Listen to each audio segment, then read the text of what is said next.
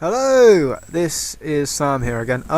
This time I'm going to show you my LET13 glider.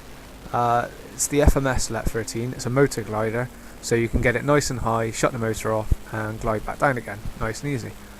However, when I flew at the weekend, it was ridiculously windy and didn't fly very well at all, as the video will show. Also, this is kind of a testament to it. The camera I used was the SQ8, the little thing you can buy on eBay for around 7 or 8 quid.